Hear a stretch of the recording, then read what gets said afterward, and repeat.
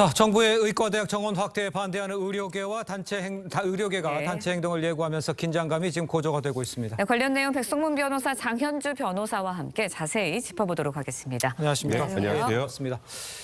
자, 어젯밤 전공의들 의대 증원 정책을 막기 위한 대응 방안을 논의했다고 좀 전해드렸습니다. 이른바 이제 빅5, 대형 병원의 전공의들이 단체 행동에 동참하기로 한 만큼 글쎄요, 파급력은 크지 않을까 이렇게 예상이 되네요. 사실 몇 년 전으로 돌이켜보면 2020년에도 의대 정원 문제가 한 번 있었죠. 맞아요. 문재인 예. 정부 시절에도. 그때도 전공의들의 한 80% 정도가 파업에 동참을 하면서 결국 무산됐던 적이 있습니다. 예. 근데 이번에 조금 전에 말씀하셨던 것처럼 소위 빅5, 서울대병원, 서울아산병원, 서울 삼성병원, 세브란스병원, 서울 성모병원 여기에 빅5인데 여기 전공의가 한 2,300명 정도 됩니다. 어이구, 예. 총 전공의가 15,000명이라면 거의 한 15% 정도를 차지하는 건데 맞네요. 여기가 전부 다 만약에 집단 행동에 나서게 된다면 일단 일반 국민들이 겪는 불편은 뭐 상상을 초월할 정도일 것 같고요. 혼란도 굉장히 심할 수밖에 없을 것 같습니다. 예. 어찌 보면 이 전공의들은 뭐 수술이나 의료도 보조하고 당직도 예. 서고 응급 상황에 대응을 하는 건데 그런 인력, 필수 인력들이 일단 병원을 지키지 않는다면 예.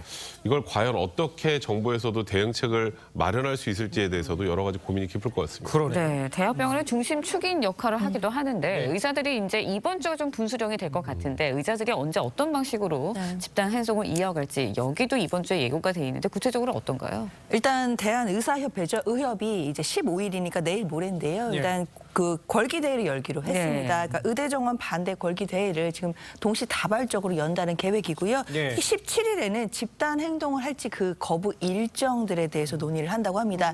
그렇기 때문에 이번 주가 정말 분수령이 될 것으로 보이고 의료 대란에 대한 우려가 점점 커지고 있는 상황입니다. 예. 네.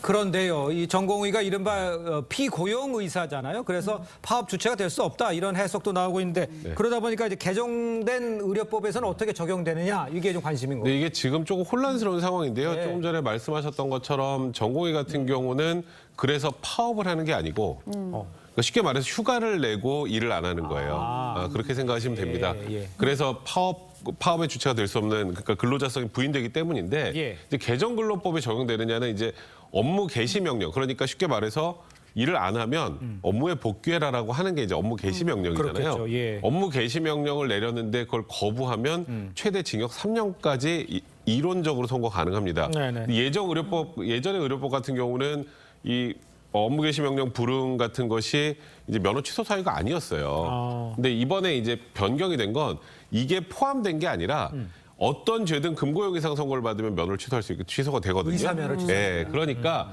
일단은 모든 전공의들이 업무 개시 명령 불응했다고 다 면허를 취소할 수는 없겠지만 이제 핵심 당사자나 이제 파업을 주도적으로 선동하는 사람들 같은 경우에는 예. 아무래도 형량이 높아질 수 있겠죠. 그러니까 이론적으로는 면허 취소가 가능한 상황입니다. 네, 이론적으로 면허 취소 가능한 상황이라고 말씀해 주셨는데 업무 개시 명령에다가 정부가 이제 초강력 수를 내겠다라는 입장을 계속해서 피력을 하고 있습니다. 실제로도 면허 취소 가능한 건가요?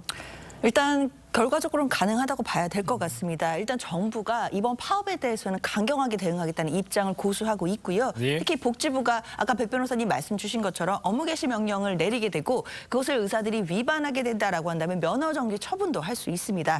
나아가서 복지부가 관련해서 고소고발을 하게 되고 그리고 금고 이상의 형을 받게 된다라고 한다면 의사 면허가 취소될 수 있기 때문에 가능한 부분들이 분명히 있고요. 그렇기 때문에 그래서 전공의들이 또 이제 의사들이 관련해서 업무 개시 명령을 사전에 무력화하기 위해서 이제 사직서를 내는 방안 이런 얘기들이 나왔거든요.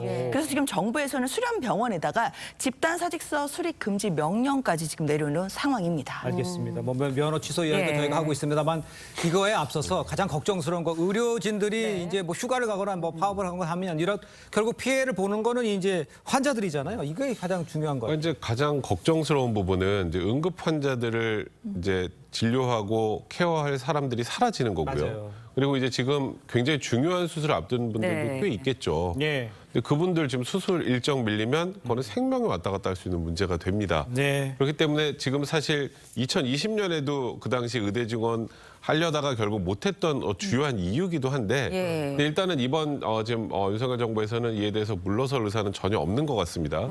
결국은 뭐 이게 국민들의 뭐 여론조사상으로도 굉장히 지지를 많이 받고 있는 그런 상황이기도 하고. 예. 그래서 일단 이게 어찌 보면 의사 쪽도 그렇고 정부 쪽도 그렇고 여론의 추이를 안 볼 수가 없을 거예요. 네. 근데 지금 이제 당장 이제 말 그대로 소위 이제 파업, 예. 그러니까 아까 제가 말씀드렸던 것처럼 뭐 사직서를 내거나 휴가를 내고 연차를 내거나 해가지고 사실상 일을 안 하는 그런 형태로 취하는 것이 국민들에게 얼마나 큰 이제 불편함이나 그리고 또 위중함으로 다가올지 예. 이 부분이 굉장히 좀 걱정이 많이 됩니다. 맞습니다. 네, 뭐 전공의들의 파업 이야기까지도 해봤는데 만약에 파업이 장기화된다면 일부 병원에서 전임의들이나 뭐 대학 교수들까지도 네. 파업에 참여할 수 있다라는 이야기도 나오고 있습니다. 개업한 의사들은 그러면 어떤가요?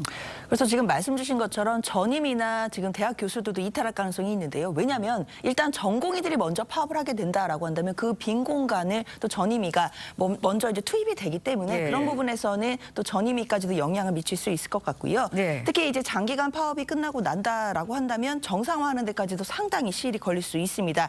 그리고 또 개원이가 주축인 의협도 예. 집단휴직 방식으로 만약에 파업을 하게 된다라고 한다면 동네 병원이 또 휴진을 할 가능성이 있거든요. 이렇게 된다라고 한다면 사실 국민들의 일상생활에 큰 영향을 미치게 되기 때문에 이런 부분에 대해서 정부가 지금 예의주시하고 있는 상황입니다. 알겠습니다. 네, 자, 오늘 말씀 여기까지 듣겠습니다. 고맙습니다. 고맙습니다. 감사합니다.